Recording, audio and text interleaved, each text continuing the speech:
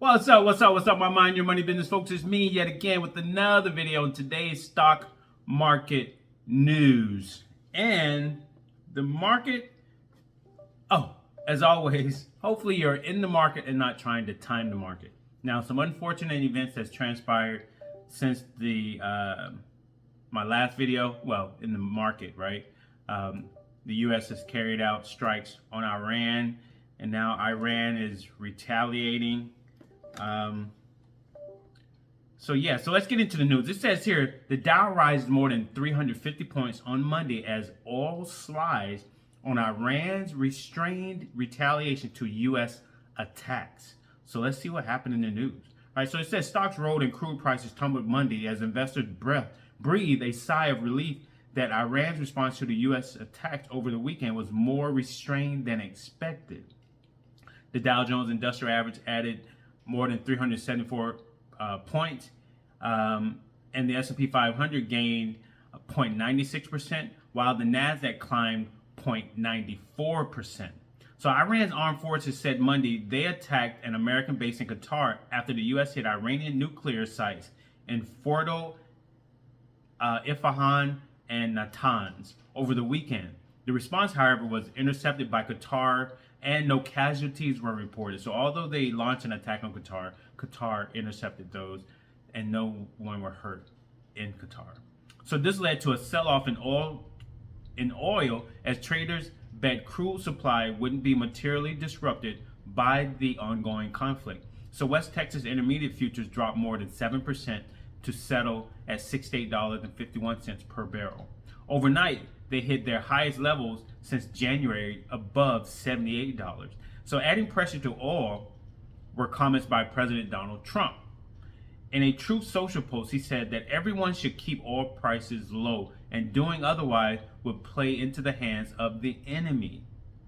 Okay, so markets only care about oil supply stocks. So as long as they stay at bay, we'll see markets sharply higher, said Jamie Cox, managing director at Harris Financial Group.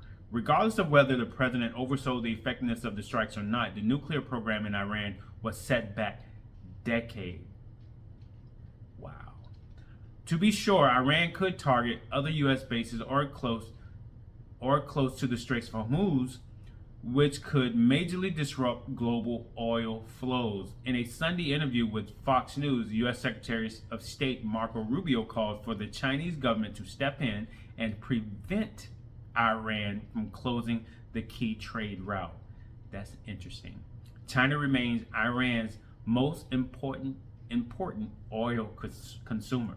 So while Iran has flirted with closing the Straits of Hormuz, investors aren't terribly panicked about an oil market calamity, and a view that's appropriate at this point, wrote Adam Christofouli of Vital Knowledge in a Monday note.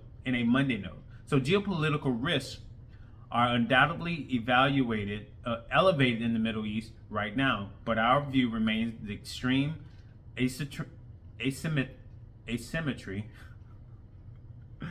of the conflict, with Iran's military capability and those of its proxy partners significantly degraded, coupled with Tehran's relative isolation, with a few, if any, allies willing to come to its assistance. Wow.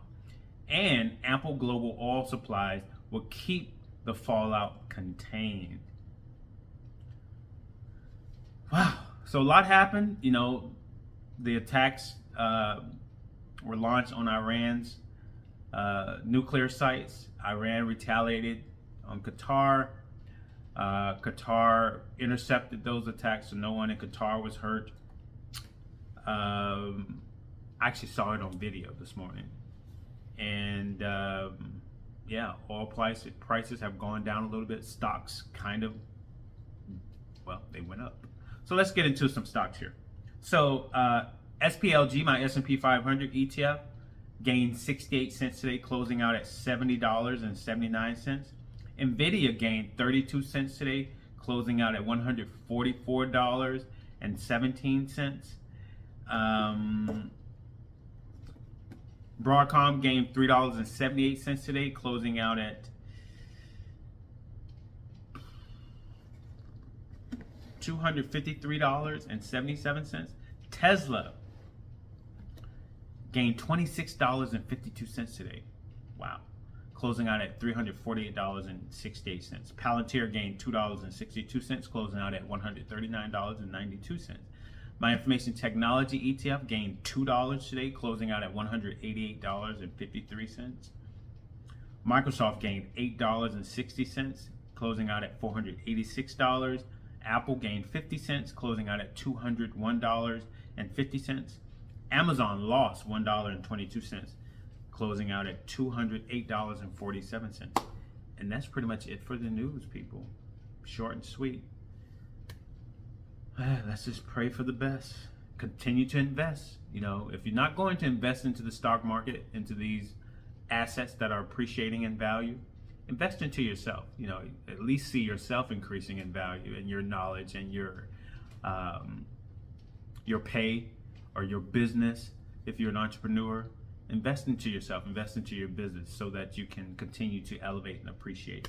As always, stay out of debt, personal loan debt, car loan debt, student loan debt, credit card debt, all forms of debt, stay out of, because when you are in debt, you are a slave to the lender.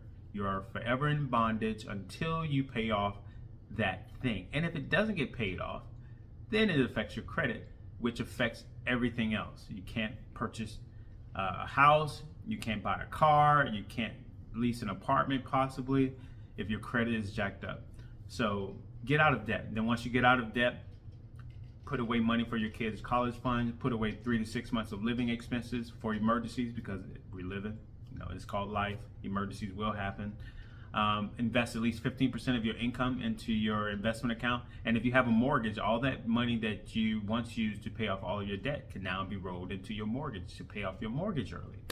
And then boom, you can do whatever you want after that. Why not be in control of your life other than having these things in control of you? Like, why work so hard for money and not have enough of it? That's crazy. So develop a plan. You can develop that plan by creating a budget. And your budget tells your money where to go each month, instead of you trying to figure out always where did it go.